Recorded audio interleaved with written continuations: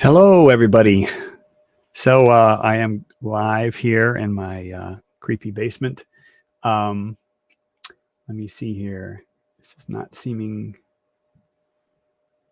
It's not seeming to stream. Hold on a second. Okay. Okay, it is streaming. Hello, everybody. And I'm going to be kind of distracted for the first couple minutes. So because I'm trying to close down the chat. Please join us here.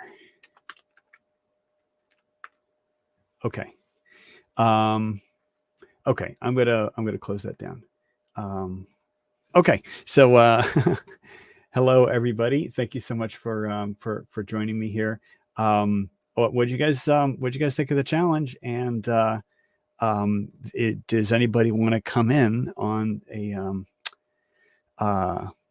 live stream? I need to do the invite code. Let me see. Invite. Copy. Okay, I've copied it. Okay, so let me all our headphones are preferred. So yeah, I see Ruhif. Yeah, I'm Rick. The join code is for everybody except you.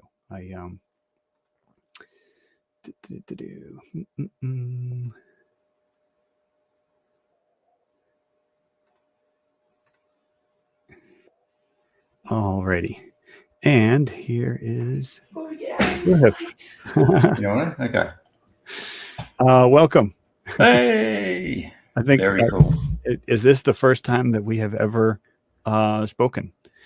Because I think we've only traded. Probably. Yeah, I think we've only traded messages, a whole ton of times. Yeah. But, probably the first time. Yeah, we've actually been face to face. Yeah. Yeah. So, so what did you think?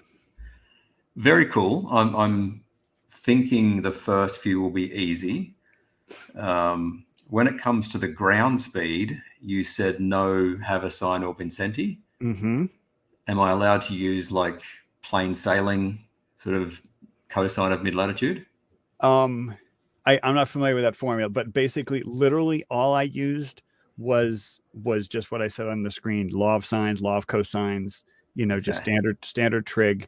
There's a lot of approximation going on because I'm tying one arm behind your back, but I was really, if I can use flat trig, then I can get ground speed. Yeah. An approximation, because it's like the reality is not that simple. But on the scale of, the Umbra moving, 1 foot, then you could approximate with a plane, it's every hour in the almanac, right? Mm-hmm. Yeah. So I'll interpolate between those, I guess. Latitude is actually a fun little challenge. For the Umbra latitude. Really? Yep. Okay, I would have thought that'd be easy.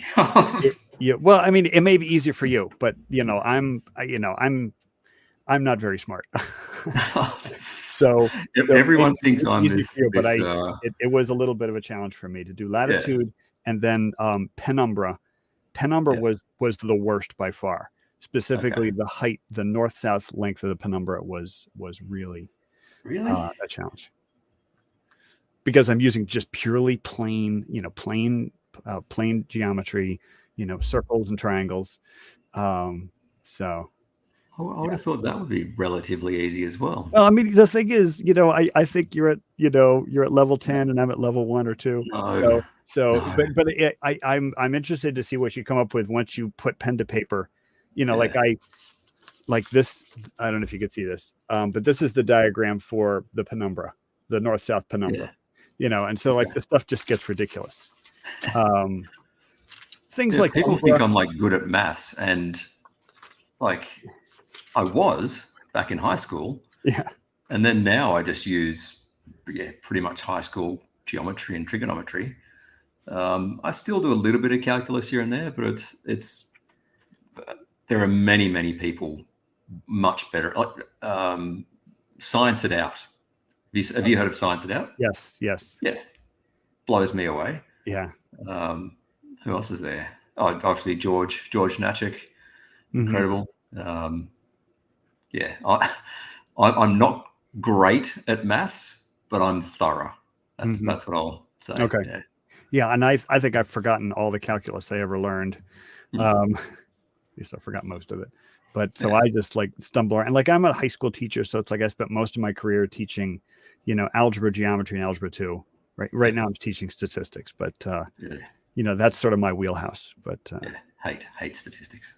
Oh, statistics is awesome. Yeah. Well, but like most of my classmates, when I was taking statistics as a student, most of my classmates called it sadistics. Yeah. Valid. I had to take one semester of statistics in university, and I really, really hated it. Yeah. But yeah, I would love to see what what folks come up with, and the thing is the overall challenge, the 12 items, it's pretty intimidating. I don't know if I can share my I was just going to bring it up on mine, actually. So it's like this spreadsheet, like, and I didn't, there were some of these formulas. I mean, obviously this is purposely blurred out because, that's going to be part of the, I'm going to be revealing this stuff, in succeeding videos, but some of the cascading formulas were quite ridiculous.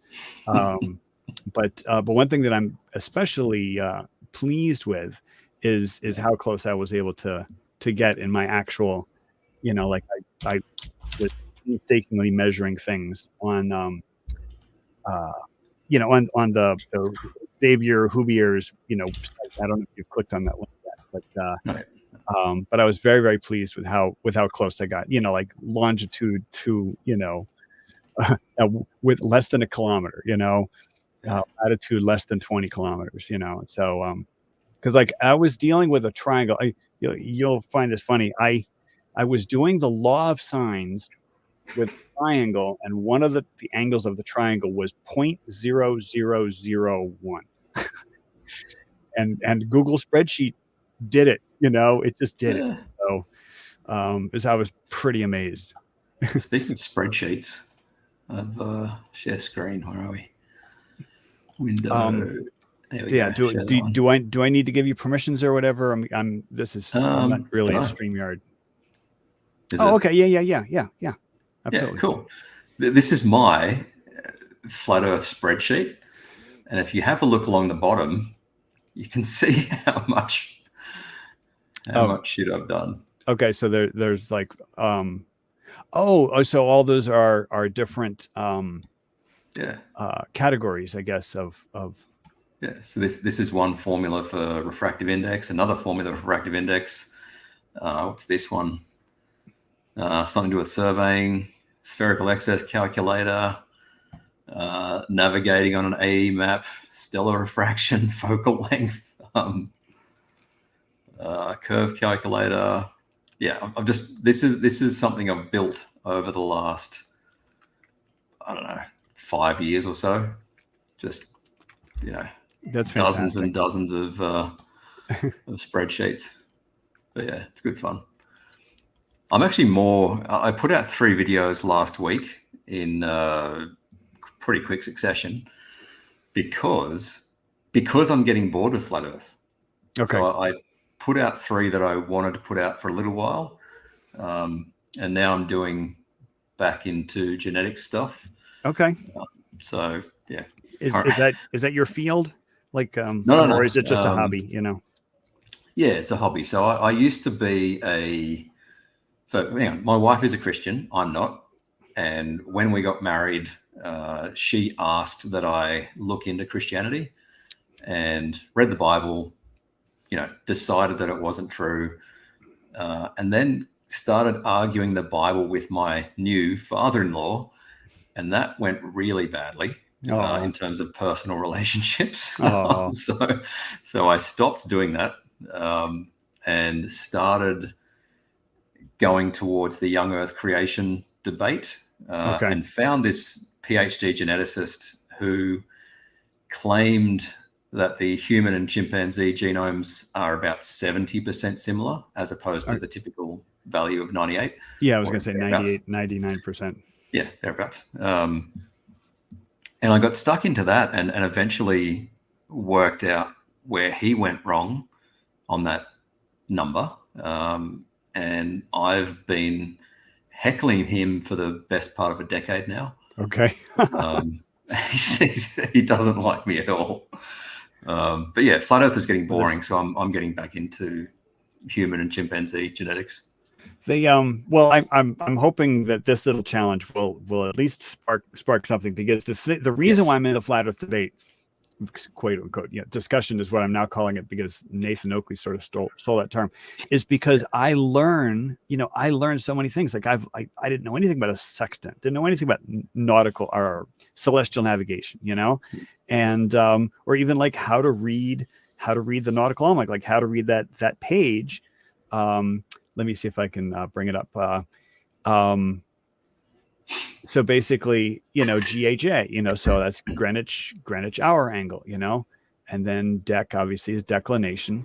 But what you'll find is, sorry, I've got this fan going on, so it's a little noisy. But what you'll find is the declination does not line up when the GHA lines up, and that's intriguing. So, because I did the whole interpolation thing. So yeah, that's what I was going to do. Yeah. So, but like, how do you read this stuff? I still don't know what like V is, I think that's some kind of a delta or something, but I couldn't quite figure that one out. But so hang on, you're saying, so interpolating the Greenwich hour angle longitude between between the moon and the sun, right, until they cross over. Until they cross over at a point. Yeah. Right. And you're saying that declination doesn't cross over at the same point? That's correct. Declination crosses over a little bit either earlier or later. I don't have it on my spreadsheet, but yeah, it would. So literally, I typed this entire table into a Google sheet, and I converted everything into decimal degrees, and then I started using the computer to kind of figure out the interpolation values, and then that's how I started. And it's that was my starting point. Is there a single solution to latitude and longitude? There is. There's, well, latitude within like, a fraction of a kilometer. I haven't clicked around. I mean, it isn't, like it's to how many decimal places is really the question. Cool. So, but so like when I give across and that's it. Yeah. But when I got my computed latitude and longitude, and then like, on my spreadsheets, like everything is cascading from my values. So I'm using the bottom values, like, I don't know if you can see, but there's a little screenshot up here. I don't know if you can see my mouse, or I guess you probably can't see my mouse. I guess I'm not see color coded things. Yeah. So on the left hand panel at the bottom left of the left hand rectangle is a screenshot of the table, and so I just literally copied it and then changed everything to decimals, and then so then I'm copying over just key values into the right hand spreadsheet. But one of the rules I set for myself is that I would only use, like in the entire channel and the entire challenge, all 12, I can only use my own calculated values. Like I can't sneak a peek at the answer key and then incorporate the answers into later, So my final, for the, these numbers are all, they're cascaded from approximate answers, So I'm pretty pleased that I was able to get so close. Pretty good. So. Yeah. But I'll have a crack. It'll take me a month, but yeah, I think I'll have a crack. If I put out a video with the answers showing how I got them, does that ruin it for everyone else? No. This is open. This is open for everybody. It's just that I know people are going to be interested in how I did it, But like, no, I mean, I'm issuing the challenge, and then there's no money involved, and it was it's just a bragging rights thing. I'll put up $1,000 if a flurf. Yeah. If a flurf puts out a video, it's hard to know, because like, I mean, I set a challenge. Did you see the debate I had on Jaren's show? Yes. A month ago? Yes. And, I and mean, I who is that? gave Who is that with? That was Nicholas Quinn. So okay. random dude, Yeah. right? Okay. I gave him my questions 3 days in advance, right? And he didn't pay him any mind. No. And I'm Because like, well, look, the I didn't thing ask is, you you're poker face. wrong. You know, you're a Glober, so you're wrong. And so why should anybody pay close attention to somebody who's wrong? Yeah. You know. Yeah. So Yeah, my entire spiel for that debate was this is a geometry problem, the shape of the Earth. yes, And I think that's where you come from as well. So yes, yeah. absolutely. Yeah. Specifically, Euclidean geometry. Yes. But Yeah. the oh, did you see I forget what the guys, it was like Scholar Sauce is a guy who did a Oh, really neat video on spherical, how to derive Blues the channel. formula for a spherical triangle and the spherical excess. Do you know what I'm talking about? Yeah, didn't you do that in your almanac derivation? No, I mean I used spherical trig, but I did not derive like the area. Like what he was doing is he was Ah, literally deriving the area of a spherical triangle using spherical excess. And okay. it's a beautiful tutorial, wonderfully explained. I mean, the guy's a natural teacher. So Bev found this video, which Scholar Sauce had published like a year ago. Yep. And Bev said, you know, he wrote a comment to him. He's like, do you still agree with what you wrote here and how triangles, you know, the angles can add up to more than 180? And it's like, clearly Oh, he didn't understand a single word of what the guy said, enough so that he would literally write a message to Scholar Sauce, ask him if he's changed his mind since then. And um, so then Bev featured his video on, you know, because Bev is always, you know, using lots of stuff for content. Because I mean, they do, you know, 3-hour live show almost every day. And so they took 3 hours to dissect this 10 or 15 minute, I think it was like a 10-minute tutorial that Scholar Sauce had made, not understanding. Like one of the big things Scholar Sauce did is he used radians. So he used sorry. Hang on. Hold on. I have a quote from Bev a couple of years ago. Give me a minute. How do I get out of this? Albums. So yeah, but so like in one of the screens, it was like he used pi on the screen. He used pi on screen, and it was like pi, not understanding it was pi radians. Keep hitting another button. There we go. All right. Can you read? Okay, it depends. It depends on the size of the radius. Or Yeah. So my question to him: degrees. Yeah. does a radian depend on the size of the circle? Yes or no? Depends on the size of the radius, or you should just use degrees. That was Bev. So fast forward. That was like a month ago that Bev had that live stream, and well, Blue Marble Science had a recent live. I think he was either a live stream because it was set up like as a premiere or something. So I don't know if he had a recorded conversation with Scholar Sauce or if it was a genuine live thing. But basically, Blue Marble Science and Scholar Sauce took, you know, an hour, a couple hours to go through Bev's recitation of Scholar Sauce's video. And Scholar Sauce, he's a natural teacher, and he speaks so kindly to people who don't understand. But he did say it was pretty disingenuous for, you know, Bev and his panel to say, you know, they didn't understand what Scholar Sauce was saying, but they're sure that he's wrong, you know. Bev So just denies that yeah. there is more than 180 degrees in a triangle on a spherical surface. Like right. Well, you just used the word triangle. You know, you just used the word triangle, and triangles only have 180 degrees. So okay. Thanks, Bev. Yeah, Bev. I no longer engage with Bev for those reasons, basically. Yeah. It's, you know, I'm starting to call him out. The thing is, I'm trying to tread a fine line where it's like I you know, I want to be a part of their conversation, because there have been moments where, like, I made a video where it had like an algebra challenge in the beginning of the video where I proved like 1 = 2 or something.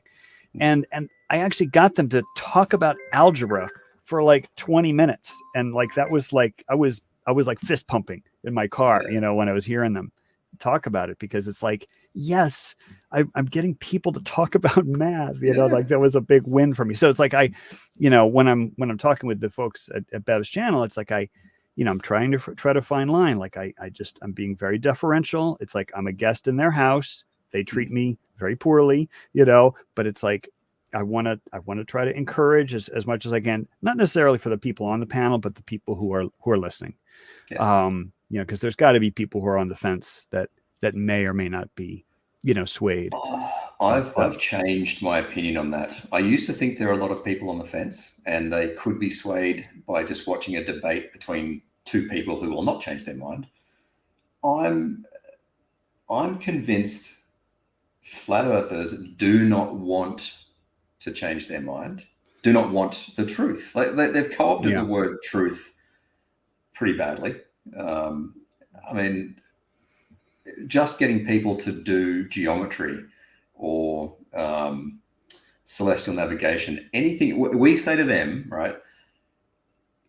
Celestial navigation only works on a globe. You guys keep saying it only works on a flat earth, but we are the ones that demonstrate it working on a globe. right. Yeah, there's a fundamental dishonesty in not investigating that. Yeah. So, yeah.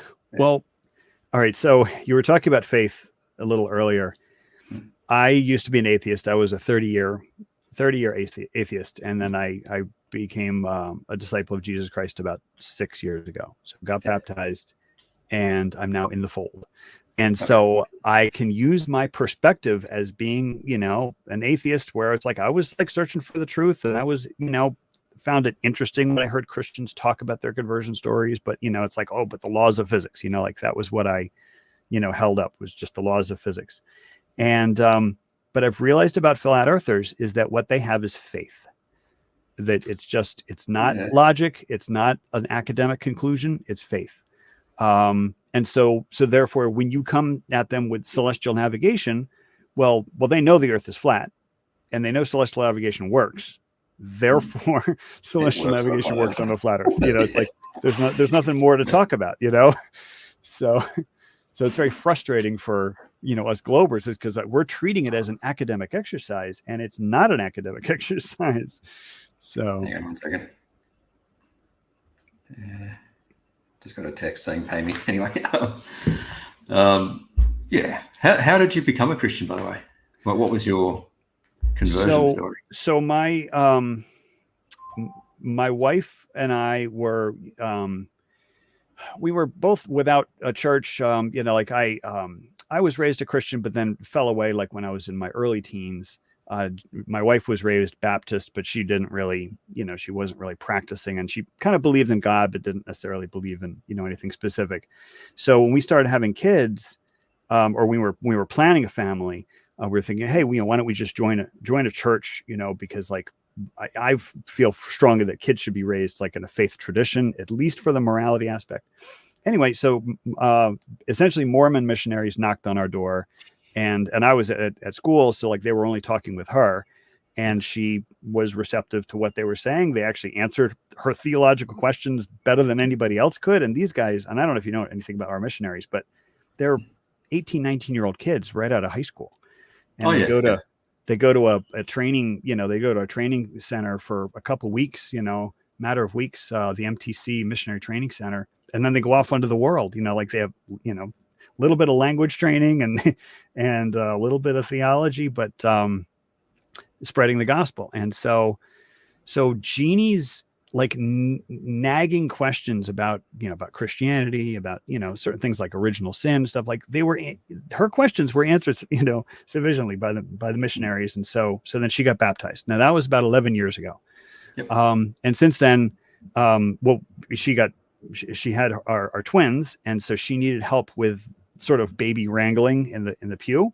So I started attending church every Sunday as a non-believing non-member, but attending to help, you know, with baby wrangling. And so you learn a lot about a people from attending church every Sunday, you know. And so came to love these people, absolutely love these people. And then I decided that, like, if it were a social club, I would join immediately. Yes. But it's not a social club, it's a faith. And so therefore I couldn't join because I didn't have faith. Yep. And we hosted missionaries for dinner, and they would tell me their story. I would tell them my story. But one set of missionaries, and this is like 30 sets of missionaries that I'd encountered, one set of missionaries, they taught me to pray. And I'd never prayed before because it's like, I only believe in the laws of physics. I don't believe in God, or I didn't believe in God. And so they said, well, then pray to that, but pray to, ask to know the truth. But pray sincerely. And that was the thing that you asked about, the conversion stories. I had a dramatic conversion event on the floor of my living room. That you could call it a hallucination. Like if you were telling me this story, I would be like, yeah, that's an interesting story, but I don't really believe it, And so here I am telling you this story, and you're probably like, that's an interesting story, but I don't believe it. But it was very personal, and it was very real, and it was pretty amazing. And I got baptized a month later. Cool. So road to Damascus kind of thing. Yeah, absolutely.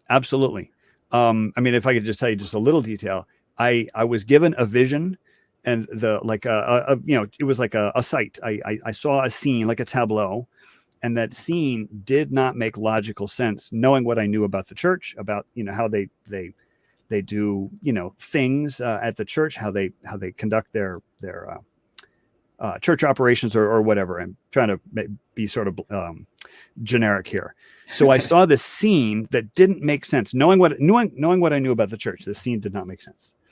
Well, a month later, when I was baptized, I saw that scene within minutes of my baptism. And so it's like, okay, I could have been hallucinating, but it's like, but maybe there's something more to it, because, it's like, it's one thing to hallucinate something, but it's another thing to hallucinate like the future, even though it didn't make sense, So, cool. So there's been a lot of really tiny confirmations, a lot of big blessings. I'm just I'm really happy. And I'm hoping that you can kind of patch things up with your father-in-law, because, he is family. That's fine. Yeah. But, yeah, it's the stopping was the patching up. So okay. Yeah. This is Greta, by the way. Oh, baby. Hi, Greta. Beautiful. A little fur baby. Yeah, it's beautiful. We got a kitten the other day as well. Oh, good. We now have 4 dogs and 2 cats. Oh, wow, that's fantastic. So I'm sure they all get along, and there's one dog that doesn't get along with the cat. Okay. And the kitten hasn't really been introduced to the rest. So okay. Well, good. Yeah. So with my sort of, I wouldn't even call it a deconversion story. My attempt at investigating Christianity didn't really focus anything on the theology of it. Would you like to come in, chicken? Yeah. Would you like me to turn my camera off? Yeah. Okay. Camera's got to go off. Okay. There we go. Then I probably should go actually as well. Camera's off. Come in. There you go. My story was really attacking it from the sort of historical standpoint. So mainly the Gospels and the letters from Paul. Okay. And probably, if I had to narrow it down further, the post crucifixion stuff. Okay. Was what kind of did it for me. Just seeing the like analyzing Mark, and then seeing what Matthew and Luke did on top of Mark, and then sort of treating John fairly separately, I guess. But seeing my opinion on Matthew is that he forced a lot of prophecy into it, and sort of, you know what I mean by shoehorned some prophecy in that didn't really fit. Changed some stories for theological reasons. Most certainly added in a post-resurrection sighting. Post-resurrection sighting in Matthew 28 verses 9 and 10, I think it is. You can just see even Mark chapter 8, 6. You know how they have that little blurb at the end of Mark chapter 8 that says, the following verses after verse 8 are sort of not canonical. Okay. Kind of seeing how both chronologically when they were written. So yeah, you assume Mark's written first, and then either Matthew or Luke, and then John later. You can see the sort of legendary progression going from Mark treating Jesus as the Messiah, but then getting towards John, Jesus is God. Like I looked through that chronologically, compared it to roughly when the Paul epistles were written as well. Yeah, like this, just looking at it going from something like 30 AD to something like 100 AD when these things were written, showing the legendary progression. So that was, anyway, I don't want to talk. I could talk all day about Yeah, the Bible. no. It's fascinating, and you definitely have gone like a lot deeper with the exploration than a lot of people have. And my take on scripture is that you take it with a big old asterisk. Like there's a lot of parables, and it's like, and there's also a lot of stuff that was written 2,000 years ago, and so it's like to take it with a grain of salt. And it's like, what my take on scripture is that scripture is sort of a guide to morality, not like a line for line history book. And it's like, that's what's funny about what is it, young earth creationists, is like the Bible is a science textbook, and it's like, no, the Bible is not a science textbook. So but if I could tell you like a real quick thing about my church, is that there's this big divide between science and religion, and I think it's been kind of hyped up a little bit too much about the big divide, because in my view, there is no divide between science and religion, because I'm a scientist at heart.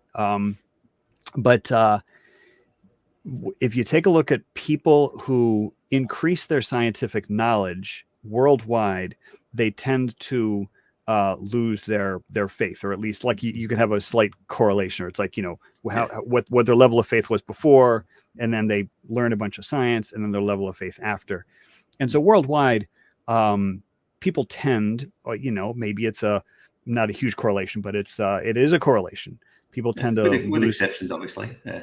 So, well, with one specific example, with one big glaring exception, and that is the Church of Jesus Christ of Latter-day Saints. And that the about a person. I'm talking about the different religions of the world. Yeah. So it's like, pick a religion, the more scientific knowledge, usually people will tend to fall away.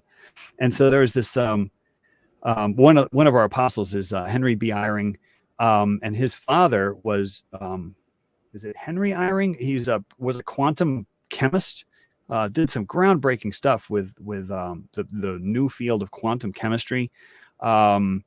Wrote a ton of papers, and he was had a bunch of awards. Never got like the Nobel Prize, but he broke a lot of ground with theoretical chemistry. And so when he was a boy, so this is Henry Eyring, Henry B. Eyring's father, Henry Eyring, when he was a boy and going off to college, well, his father was a farmer. And so the farmer father sets his boy down. He's like, well, you're going to go off to college, and they're going to teach you a bunch of stuff. And so he said this phrase to him that's always stuck with me. He said, and I'm paraphrasing, no matter what they teach you in college, just remember that our church will never ask you to believe something that's not true.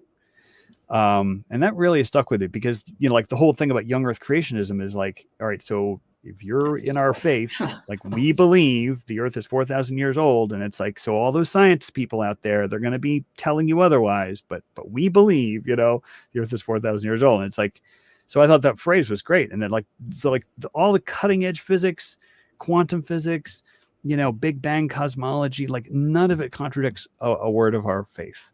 And that's one of the things that is encouraging. What did you say? Except for Joshua 10. What's tell me Joshua 10. What's that? Yeah, and I'll look it up and I'll read it out to you 1 sec. Okay. Joshua 10. Joshua 10 verses. Joshua 10 verses 12 to 14.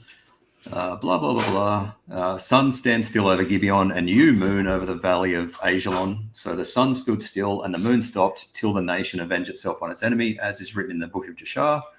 And then, dropping back out of the poetry, the sun stopped in the middle of the sky and delayed going down about a full day. There has never been a day like it before or since, a day when the Lord listened to a human being. So yeah, the sun stopping in the sky. Yeah, but I don't think that anybody, at least anybody in my church, that believes that to be literally true. Yeah. I get like it. you said, poetry and symbolism, but yeah. So there's a lot of stuff with the Bible, like, for example, the parables, the Jesus's parables, he's clearly talking about things metaphorically, and it's like, so how come we've got the parables, which are supposed to be interpreted metaphorically for the moral lesson, whatever the gospel teaching is, but then there's all this other stuff that is supposed to be taken literally. So I just take it all with a grain of salt. Right? So in Luke, post-resurrection Luke, doubting Thomas, right? That's heavy theology, right? So I'm not a Bible scholar. I'm still new at this stuff, but so after resurrection, Thomas, in whoever's house it was Thomas wasn't there to see Jesus. He was told about it, and then a week later he came and had to stick his finger in Jesus's side to feel the wounds, right? Right. And then someone says, "Is it Luke or is it John?" I think it's Luke. Anyway, it doesn't matter. And then, someone says something very theologically, you only believe because you touched. Blessed are those who don't touch and still believe, right? It's a theological statement about faith being a virtue. Right. So I don't know, like, is that something that actually happened? Or is it someone making up a story to make a theological point? Yeah, or it could be a little, of both. Yeah. Yeah.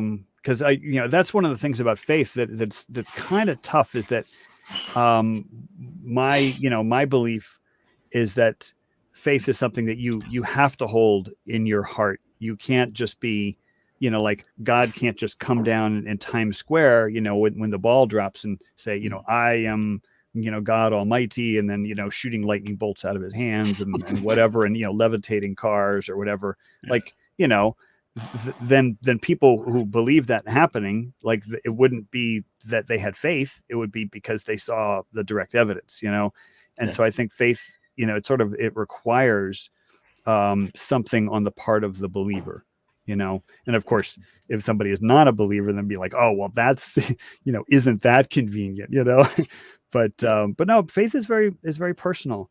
And that's why it's like, if people don't have faith, that's fine. But I got it, and I got it through prayer. So, and I've been very blessed since then.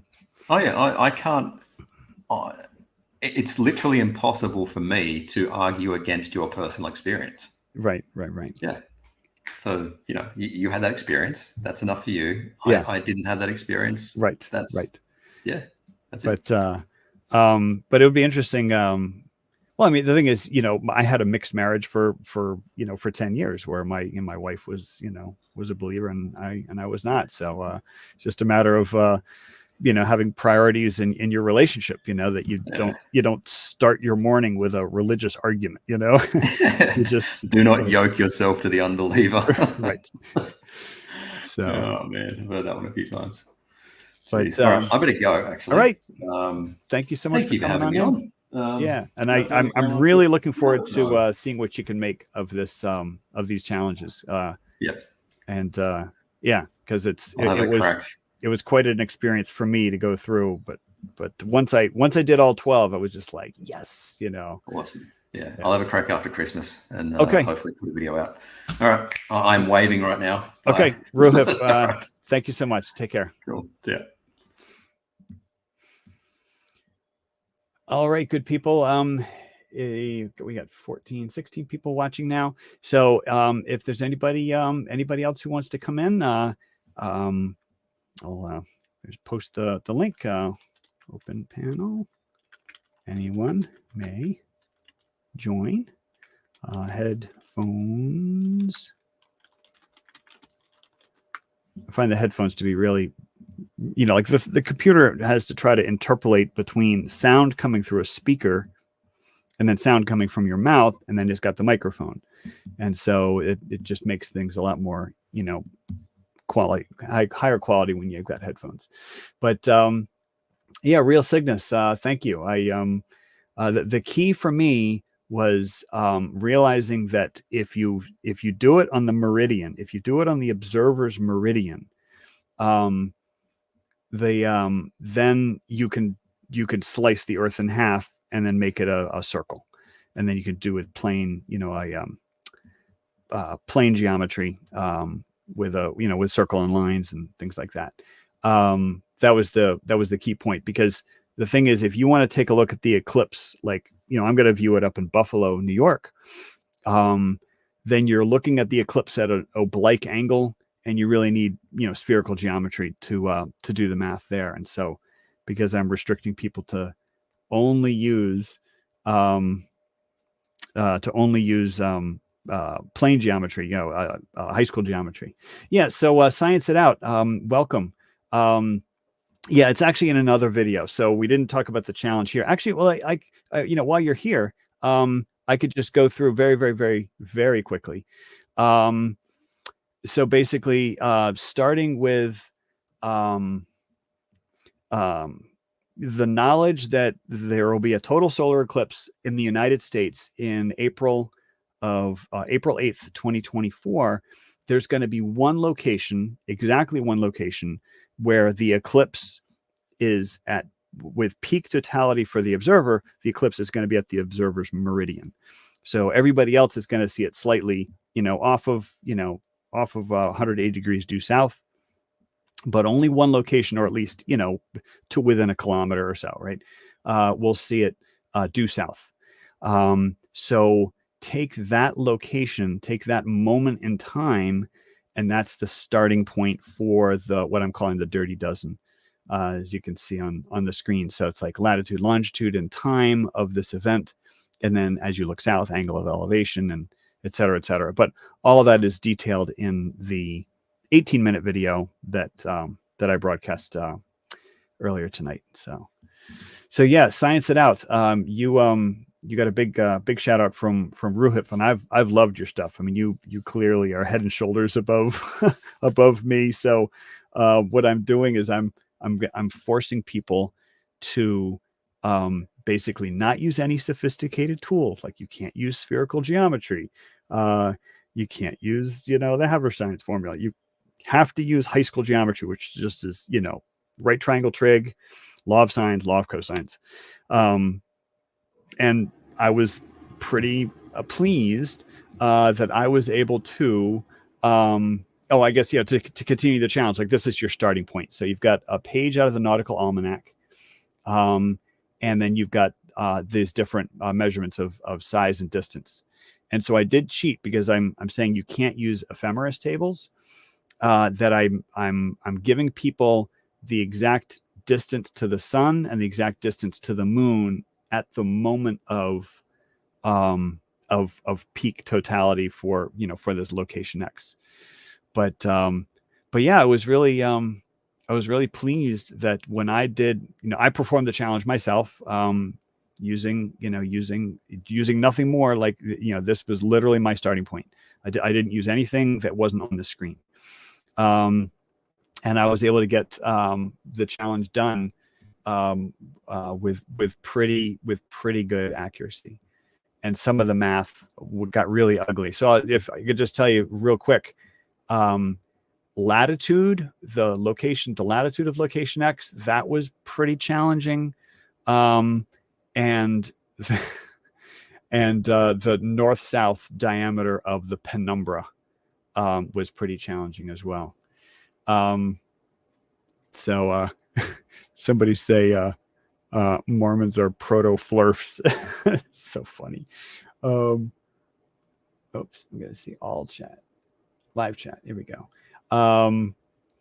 Yeah, so there are a couple members of my church who are flat earthers. I just found out. Well, Kyle Adams is pretty upfront with it, but I just found out there's another fellow who's a member of my church as well. But no, I think my church it focuses on on truths, like and the thing is my church doesn't say anything about scientific truths. But it certainly doesn't contradict any scientific truths. So, but yeah. So if I'm Rick. My goodness gracious! I said that you weren't allowed to come in here. Yeah. So as long as you don't talk, if you just keep yourself on mute, that would be great. Woof woof Woof woof. No, I'll try not to talk. Okay, but the dog can talk. I mean, if you need to interpret what the dog's saying, then maybe you can speak. But is this the first time we've spoken since the Eclipse debacle? No, you came on one of my horrible streams one time. Like you had made a video about me with my 27 children in the camper. It was pretty funny. And then eating roadkill for dinner. That was great. It was very offensive. But I'm hoping to get some really good images. I learned that to photograph the eclipse, to try to get the dark side of the moon during the eclipse, you have to have like a 1 or 2 second exposure, which is pretty ridiculous because the what is it called? Is it the corona? What's the part of the sun that's showing, past the moon? It's like the corona or something. The corona is so bright, and then to have a 1 or 2 second exposure is pretty ridiculous. But that's how I heard it's done. So what have you been up to? I'm Rick. I just want to help you with that. Next time you do it, the first thing you need to do is take the lens cap off. Oh, I'm sorry. Yes, I keep forgetting. I was wondering why my images were so dark, but it's always an eclipse when you do that. Okay. I'm doing nothing. I just saw that you were here, and I knew that you wouldn't get, nobody really care what you were saying, so I thought I'd come on. Okay. And gain some interest. Please entertain us. I see that we now have 15 people watching. That's you're drawing the crowd.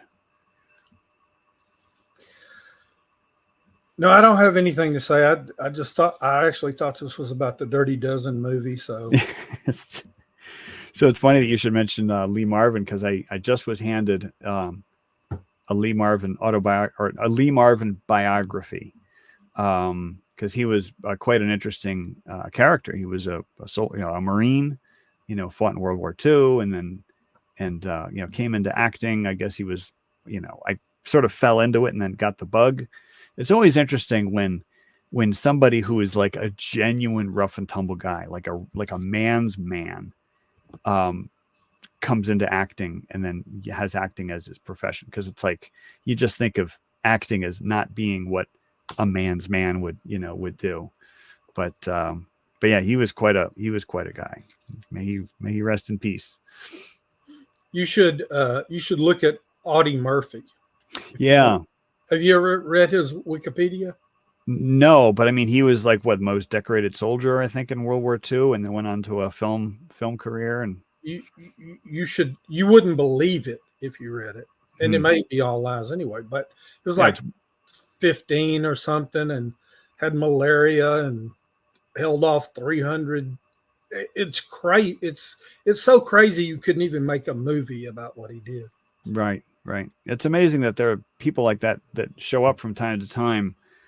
Another guy is like, I think was it William Wallace? The guy Braveheart. Basically, the movie Braveheart was based on this guy. And if you read the true story of the guy from Braveheart, it's some quite ridiculous events in his life.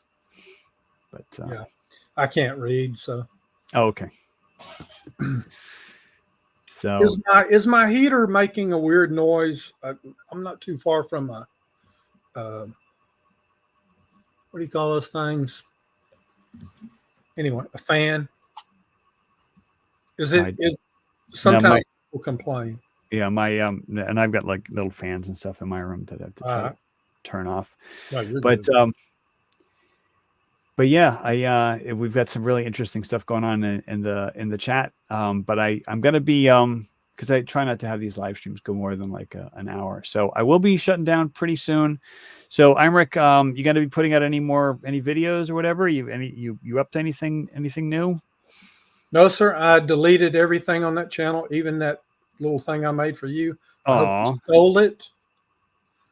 And I got a barbecue channel and a gardening channel, and then I got this channel, which I have 0 videos on. Okay. So are you producing content like barbecue stuff or gardening? Yeah, just what I cook in the backyard. I did 5 pork butts on my big pit, my last video. Wow. And the gardening, of course, I haven't done since the dead heat of the summer, but it's not produced, nothing fancy. No, it's just basically me with a cell phone, just right, a few deals and playing with it. Are you down in Texas, if I'm not mistaken? Yes, sir. Okay. So I've driven through Texas. Well, I'm glad you kept going. Yeah. We had a great time. Where is it? Is it San Antonio? Where's the Alamo? Is that San Antonio? Did you really ask me that? I did really ask you that. Are you American? I didn't have a very good education growing up, but I'm assuming that's a yes. But I thought that city was great. That was really, really walkable. And it was during the peak of the pandemic. So lots of stuff was closed. But that tower, I don't know if it's called like the American Tower or something, or the but it's like that needle, something like that. But the tower they have in San Antonio, really, really a nice, it's like a museum up, when you ride the elevator up, and but at the base, there's a brass plaque that says a little bit about the guy that got the ball rolling to get that thing built. And he was a guy who, I think he was either son of immigrants or an immigrant himself, and then was in like the garment district. And so, worked his butt off, with clothes and all the stuff in the garment district, and then made a business and, made a successful business. And then just basically, earned every dime he made, became very, very successful. And then he kickstarted this thing to build this tower. It was in conjunction with one of the big the fairs. I don't know if it was like a state fair or something. But then got that tower built. But it was just like, you really kind of get an admiration for folks who were just, like I said, like self-made and man's man. So not to be sexist, but yeah, it's a really fun city. It's one of the ones I like to go to vacation on. You get the Riverwalk. The Riverwalk is so amazing. It's like the Needle Wax Museum, and the zoo is the best zoo I've ever been to. Really? Okay. They got monkeys that you can throw them food and they can catch them. Okay. They'll hold out one hand, they'll throw it and they'll catch it. And then they got monkeys that hold out 2 hands and you throw it to them. They never catch it, but it bounces on the ground. They pick it up and then they'll hold out 2 hands again. And you throw it. It's just fun. That's funny. But yeah. Okay. So you're cooking, you're gardening, making content. That's really great. I'm happy to hear from you. All right. Well, nobody came in. I guess, I'm not smart enough to talk about any of the things y'all talked about. So I was just trying to fill in some time until somebody showed up. Are you going to try to get to totality on April 8th? The eclipse, because it's going to go right. It's going to go right through Texas.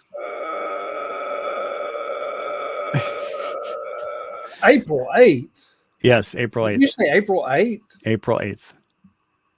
Now, how would I know what I'm doing on April 8th? Okay. Because you're retired. You're retired, right? You're not supposed to use that. Oh, you said retired. Yes, the R word. I'm telling you, Imric, if you have not seen an eclipse, you have to see an eclipse. You have to, beg, borrow, or steal. Get yourself to the path of totality. It's like I don't know, like 100 miles wide, so it's a big wide swath. But try to get to the center of the totality as you can, because then you're going to get the best. You're going to get the best view, because the horizon is going to be darker. The further, the closer you are to totality, the further away the sunlight is going to be for the edge of the umbra. And I'm telling you, there's nothing like it. It looks like a hole in the sky. It's really amazing. So when I saw it down in South Carolina, like literally the crickets started chirping. Like, the eclipse happened. And it's like, oh, it's like day for night or night for day. And then the crickets started chirping, and the temperature went down immediately. Immediately the temperature went down. It's really sublime. And then you look up in the sky, and the sky was like indigo, but with this black circle, which I know that doesn't sound like it makes sense, because it doesn't make sense. But it looked like there was this black circle surrounded by the bright corona of an indigo sky, which I know that's not exactly how it, but that's how it looks because of the way the contrast. And so it looked like a hole in the sky. It's just absolutely amazing. What's funny is I actually deleted most of my eclipse videos and photos yesterday, because I was trying to save stuff to move it to another computer. But I got some. I took a video of it as it happened. I don't remember how long ago it was. Were you in totality? Yes, but I don't. I guess I deleted those. I got some partial ones here. Yeah, but I was going to share my screen, but they're pretty unimpressive. Yeah. All right. Well, Imric, we're approaching at the almost the hour mark.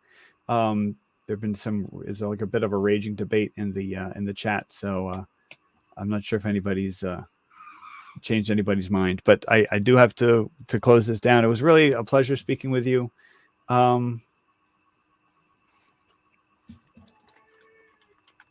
Yeah, I think Mexico might have the longest totality, like the peak eclipse, and this is probably just by a matter of seconds. I think is in Texas. I'm sorry, in Mexico. Well, the thing is, if you click on my previous video, I'm trying to find. All right, let me see here. If you go to shadowandsubstance.com, shadowandsubstance.com. Of course, I can't do this on the fly.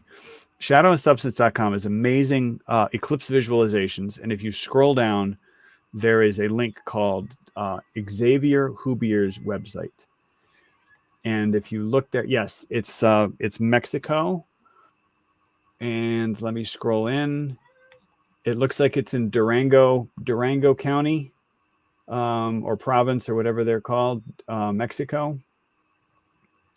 And the town is Nazas, Nazas, Mexico. That's where peak totality is going to be. But anyway, so Imric, thank you so much for joining me. Got any final words? Trepidation and truculent. Okay, thank you. So Douglas Jenkins, it's going to cross the entire United States. So peak totality will be in Mexico, but there's a broad swath across the entire United States, from Texas to Maine, that will see totality. So, interesting. Douglas Jenkins, actor of number 11, real name Al Mancini. All right, Imric, thank you so much for joining me. And everybody else, I'm going to close down this live stream. Thank you so much for joining me for this after show. on the challenge. And then please, if you know of a glober, if you know of a flat earther who's like really technically like, knows all the math and does all the stuff, please forward my challenge video to that person, because I really am interested in as many people as possible getting involved. All right, good people. Thank you so much. Have a great night. Signing off. Bye-bye.